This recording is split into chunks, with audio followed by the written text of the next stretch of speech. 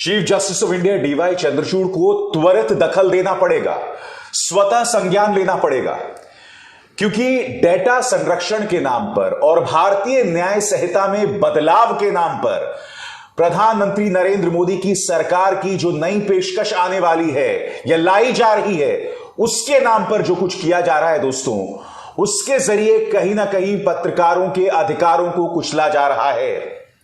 वो पत्रकार जो सत्ता से सवाल करते हैं, वो पत्रकार जो सही मायने में पत्रकारिता कर रहे हैं, किस तरह के बदलाव किए जा रहे हैं वो मैं आपको बतलाऊंगा दोस्तों। और वो बदलाव बहुत शॉकिंग है और बहुत जरूरी हो जाता है कि chief justice of India DY Chandrachud, जो इस देश में न्यायपालिका की तरफ से, सुप्रीम कोर्ट की तरफ से सबसे बड़ी उम्मीद है, इस पर दखल दें।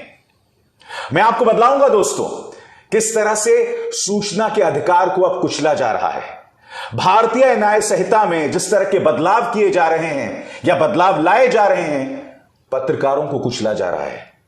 न सिर्फ पत्रकारों को कुचला जा रहा है, बल्कि उन पर कड़ी कार्रवाई करने की जमीन भी तैयार की जा रही है। वो सब मैं आपको बतलाने वाला हूं, मगर मैं आपसे एक सवाल पूछना चाहता हूं। कल को अगर प्रधानमंत्री नरेंद्र मोदी संसद में खड़े होकर अनर्गल बयान देंगे, अनाप शनाप बातें कहेंगे जिसका तथ्यों से दूर दूर तक कोई नाता नहीं है, और अगर पत्रकार उसको लेकर फैक्ट चेक करेगा, यानी कि प्रधानमंत्री को सच का आईना दिखाएगा, तब क्या सरकार उस पर भी एक्शन लेगी? मैं आपसे ऐसा क्यों कह रहा हूं, समझिए दोस्तों।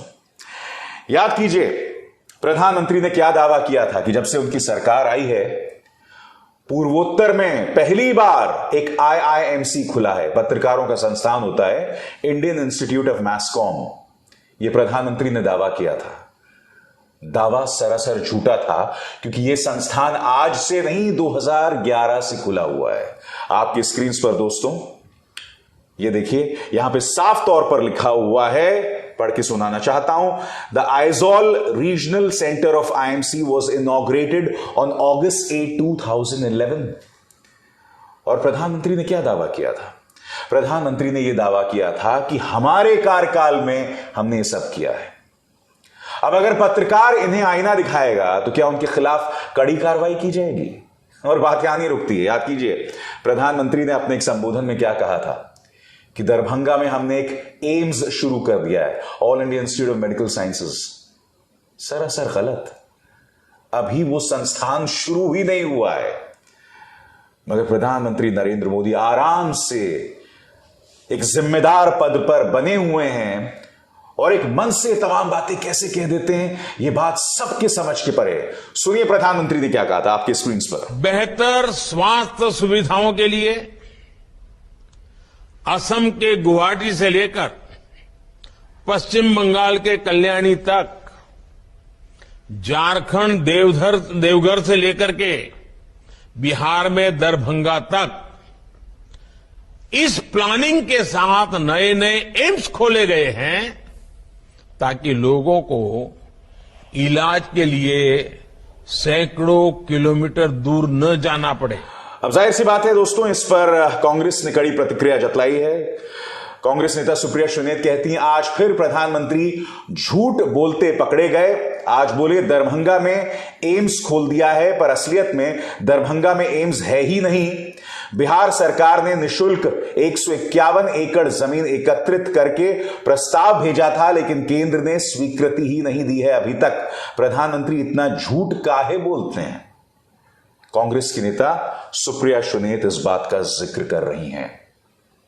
अब मैं आपसे एक सवाल पूछना चाहता हूं, अगर पत्रकार ये तमाम तथ्य प्रधानमंत्री के सामने रखेगा तो मुझे शक नहीं होगा कि कल से ऐसे पत्रकारों के खिलाफ भी कार्रवाई होगी, सिर्फ फैक्ट चेक करने को लेकर। याद कीजिए ऑल्ट न्यूज के मोहम्मद जुबैर पर किस तरह से यह सरकार पीछे पड़ गई थी, सिर्फ आपके सामने तथ्य लाने को लेकर लगातार उस पर निशाना साधा गया था।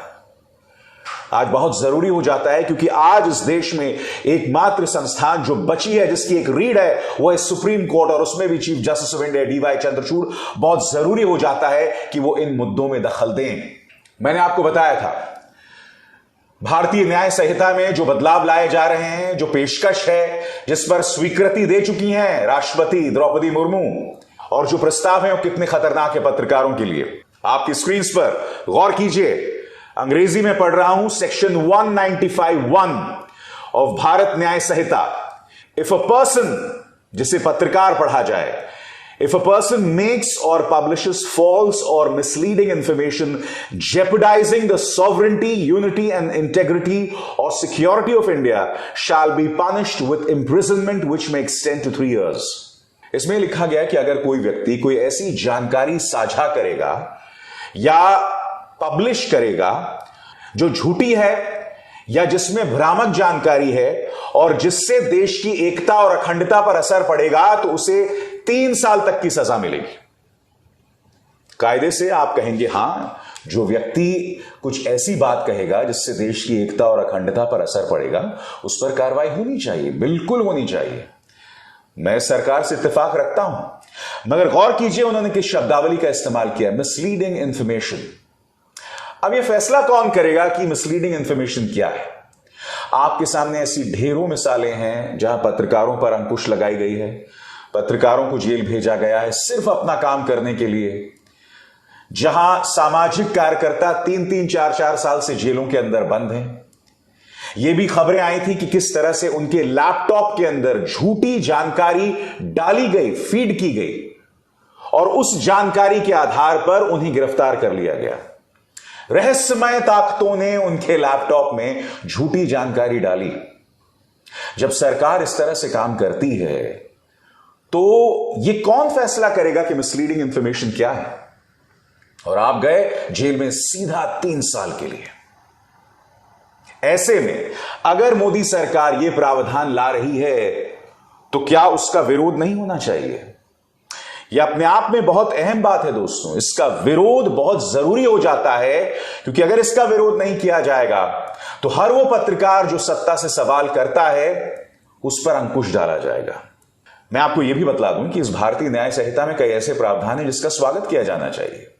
इसमें जो लोग समाज के अंदर असंतोष फैलाते हैं, अराजकता फैलाते हैं, उनके खिलाफ भी कड़ी कार्रवाई की बात है। मगर मैं आपसे एक सवाल पूछना चाहता हूं, ऐसे कई पत्रकार हैं जिनके खिलाफ पुलिस केसेस दर्ज हैं। सुदर्शन न्यूज का यह संपादक, इसने तो यह तक कह दिया था कि हरियाणा के नूह में गुजरात मॉडल 2002 लागू करने की जरूरत है। इसका एक पत्रकार गिरफ्तार भी हुआ था हरियाणा पुलिस द्वारा भ्रामक जानकारी को लेकर। इस पर कोई कार्रवाई नहीं हुई। इसके अलावा यह मत भूलिए कि न्यूज 18 का यह पत्रकार, इसके खिलाफ केस दर्ज है झूठ बोलने को लेकर। और वो झूठ क्या था? वो झूठ ये था कि जहांगीरपुरी में जो बुलडोजर चलाया गया उसके बदले में अलवर में बुलडोजर चलाया गया, जबकि अलवर की घटना जहांगीरपुरी से पहले हुई थी। इसके खिलाफ बाकायदा केस है और ये व्यक्ति अब भी नहीं सुधरा है, क्योंकि ये परमानेंट सॉल्यूशन, फाइनल सॉल्यूशन की बात करता है। वो भाषा जो नाजियों ने यहूदियों के खिलाफ की थी। यह व्यक्ति आज भी भड़काऊ कार्यक्रम करता है। इसके जैसे कई पत्रकार हैं जो प्राइम टाइम में यही जहर परोस रहे हैं। बड़ा सवाल यह कि क्या भारतीय न्याय संहिता इस तरह के दंगेबाज पत्रकारों के खिलाफ कोई कार्रवाई करेगी? मैं दावे के साथ कह सकता हूं ऐसा नहीं होगा। और मैं आपको बतलाना चाहता हूं दोस्तों, सिर्फ भारतीय न्याय संहिता चिंताजनक बात नहीं है। Chief justice of India DY Chandrachud को दखल देना पड़ेगा डेटा प्रोटेक्शन बिल के नाम पर जो सरकार ला रही है, उसमें भी दखल देना पड़ेगा। आप जानते हैं इसका सबसे शॉकिंग प्रावधान क्या है? स्क्रोल के इस आर्टिकल के मुताबिक, और इस पर गौर कीजिएगा, इसमें लिखा हुआ है कि हर वो पत्रकार जो रिपोर्टिंग करता है, अगर उससे कहा जाएगा, उससे मांग की जाएगी, तो उसे अपना सोर्स बतलाना पड़ेगा, उसे अपना सूत्र बतलाना पड़ेगा। दोस्तों, आज की तारीख में ऐसे कई पत्रकार हैं जो आज भी हिम्मत करके सरकार की नीतियों को एक्सपोज करते हुए खबरें करते हैं।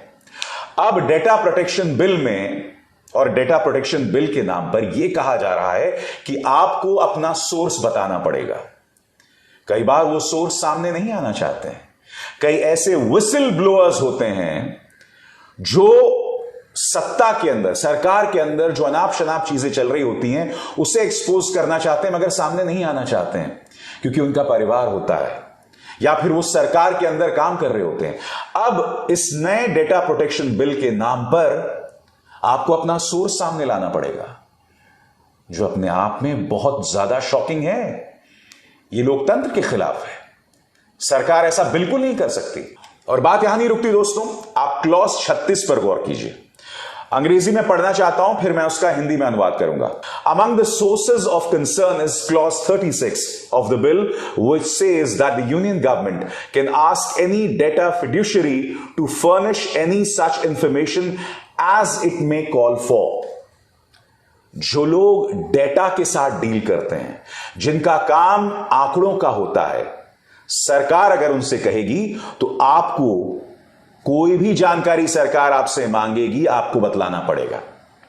अब दोस्तों, इसे लागू कीजिए पत्रकारों और मीडिया संस्थानों पर। मीडिया के अंदर भी दोस्तों पत्रकारों को कई डेटा, कई अनाम सूत्रों से मिलते हैं, कई विसल ब्लोअर्स से मिलते हैं। सरकार यह चाहती है कि आप जो एक डेटा फिड्यूशरी हैं या जो आंकड़ों के साथ डील करता है, आप अपना सूत्र बताएं। यानी कि एक तरह से पत्रकारों के हाथ पांव काटने का पूरा इंतजाम यह सरकार कर रही है। मैं आपसे सवाल पूछना चाहता हूं कि क्या स्वतंत्र पत्रकारिता के लिए सही है? इसीलिए मैंने कार्यक्रम की शुरुआत में कहा, बहुत जरूरी हो जाता है chief justice of India DY Chandrachud इस मामले में दखल दें। RTI सूचना का अधिकार, जो पिछले 1 दशक से ज्यादा इस आम इंसान के हाथ का सबसे मजबूत हथियार था, उसे कमजोर किया जा रहा है। सामाजिक कार्यकर्ता अंजलि भारद्वाज क्या कह रही हैं, सुनिए उनकी बात, फिर मैं चर्चा करता हूं। सुनिए। सरकार एक बार फिर से सूचना के अधिकार कानून को संशोधित करने जा रही है, डेटा संरक्षण यानी कि डेटा प्रोटेक्शन कानून के जरिए से। अब ये कानून कह रहा है कि सूचना के अधिकार के धारा 8 को संशोधित कर दिया जाएगा, जिससे कि लोगों की तमाम निजी सूचना जो है सूचना के अधिकार के कानून के दायरे से बाहर निकाल दी जाएंगी। अब हम सब जानते हैं कि जब से सूचना का अधिकार कानून आया है, पिछले 17 साल में लोगों ने इसका जम के इस्तेमाल किया है सरकार को जवाबदेह बनाने के लिए। आप ये सोचिए कि तमाम पब्लिक सेक्टर बैंक जो हैं, ये बड़े बड़े लोन देते हैं पूंजीपतियों को, और वो लोन माफ कर दिए जाते हैं, पूंजीपति फरार हो जाते हैं, विलफुल डिफॉल्टर्स। क्या लोगों को जानने का हक नहीं है कि इन लोगों के नाम क्या हैं, ये कौन लोग हैं जो हमारा पैसा लेके फरार हो रहे हैं? उसी तरीके से राशन, पेंशन, मनरेगा, इन सब चीजों में चोरी तभी होती है, स्कैम्स और करप्शन तभी होते हैं जब लोगों के पास सूचना नहीं होती कि किसको कितना राशन मिल रहा है, मनरेगा में कितनी पगार मिल रही है, किसको ठेके दिए जा रहे हैं। दोस्तों, जब मोदी सरकार सत्ता में आई थी ना 2014 में, तो इसी RTI के जरिए यानी सूचना के अधिकार के अंतर्गत कई लोगों ने उस वक्त की सरकार को एक्सपोज किया था। मंत्रालयों में क्या गड़बड़ जाला है, उसको लेकर एक्सपोज किया था। और याद है लोकपाल बिल, अन्ना हजारे, कितना बवाल हुआ था रामलीला मैदान में। अब उस लोकपाल बिल की कौन बात करता है? कहां है वो लोकपाल बिल? मैं लोकपाल बिल की मिसाल आपके सामने इसलिए दे रहा हूं दोस्तों कि मोदी सरकार, या ये कहा जाए भारतीय जनता पार्टी की आदत हो गई है कि जिन मुद्दों के सहारे उन्होंने उस वक्त की कांग्रेस की सरकार पर हमला किया था, उसे कुचलने का काम, उसे दबाने का काम किसी और ने नहीं बल्कि मोदी सरकार ने किया था। मैं नहीं भूला हूं प्रधानमंत्री नरेंद्र मोदी का ABP न्यूज को दिया गया इंटरव्यू 2014 से पहले। भाई, पत्रकारों को बहुत हिम्मत से बात करनी चाहिए, पत्रकारों को मुझसे भी सवाल करना चाहिए। तमाम बातें इस तरह से प्रधानमंत्री ने कही थी ABP न्यूज को। और अगर पत्रकार जो है कठिन सवाल नहीं करेंगे तो भाई वो पत्रकार किस बात के हैं? ये तमाम बातें उन्होंने कही थी। पिछले 9 साल में अगर इस सरकार की एक उपलब्धि है तो वो ये है कि पत्रकारों के अधिकारों को दबाओ, उन्हें कुचलो।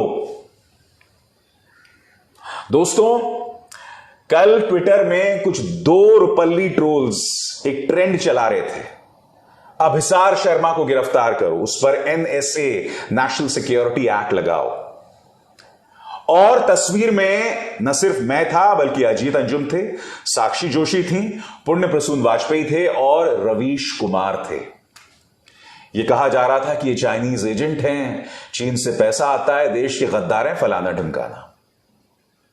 उन दो रुपल्ली ट्रोल्स का जवाब देना मैं वाजिब नहीं समझता हूं, क्योंकि उनमें से एक ऐसा बंदा भी था जिसे भारतीय जनता पार्टी ने धक्के मार के बाहर निकाल दिया था आईटी सेल से, और फिर उसने तुरंत अपने ट्विटर हैंडल से बीजेपी हटा दिया था। फिर शायद वो वापस आ गया था जिस भी तरीके से। कहने का अर्थ यह है कि एक तरफ तो सरकार ये तमाम चीजें कर रही है, दूसरी तरफ समानांतर तौर पर पत्रकारों पर निशाना साधा जा रहा है। दोस्तों, न्यूज क्लिक के मामले में और जो आरोप मुझ पर लगाए गए हैं, आप जानते हैं मैं बाकायदा एक शो कर चुका हूं, अपने तथ्य आपको बतला चुका हूं। मैं आपको बतला चुका हूं कि जो तमाम आरोप लगाए जा रहे हैं वो कितने झूठे हैं। मेरे बारे में क्या कहा जा रहा है कि नेविल रॉय सिंघम के जरिए जो चाइनीज एजेंट है अभिसार शर्मा को 45 लाख मिले। जो न्यूज चैनल ये कचरा और ये बकवास चला रहे थे, उन्होंने आपको यह नहीं बतलाया कि 45 लाख कितने सालों में मिले। हालांकि वो आंकड़ा भी गलत है, क्योंकि मैंने आपको बतलाया था कि पिछले एक साल में मुझे न्यूज क्लिक से 28 लाख एक साल में मिले, और उसके साथ यूट्यूब से जो उनका रेवेन्यू या राजस्व आता है उसका एक छोटा सा हिस्सा मुझे मिलता है। यानी न्यूज क्लिक की तरफ से मुझे पिछले एक साल में 28 लाख रुपए मिले। और मैंने आपको यह भी बतलाया था कि जब मेरा पहला साल था न्यूज क्लिक के साथ, तो मुझे एक महीने में 1,60,000 मिलते थे। अब 1,60,000 गुना 12 कर लो। ये लोग इतने बदमाश है दोस्तों, आपको ये नहीं बता रहे हैं कि उस 45 लाख का क्या मतलब है। मैं फिर आपसे सवाल पूछना चाहता हूं, 28 लाख रुपए अगर मुझे एक साल में मिल रहे हैं तो क्या ये इतना खतरनाक आंकड़ा है? और सबसे बड़ी बात, न्यूज क्लिक के लिए किए गए मेरा एक भी कार्यक्रम बतलाइए जिसमें मैंने चाइनीज एजेंडे को आगे किया हो। एक भी कार्यक्रम बता दीजिए, चुनौती दे रहा हूं ना।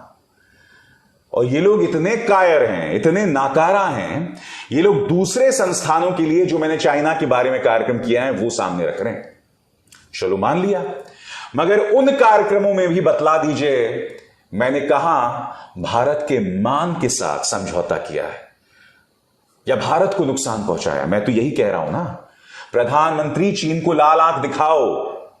मैं तो यही कह रहा हूं ना कि प्रधानमंत्री जी चीन पर मुंह खोलिए।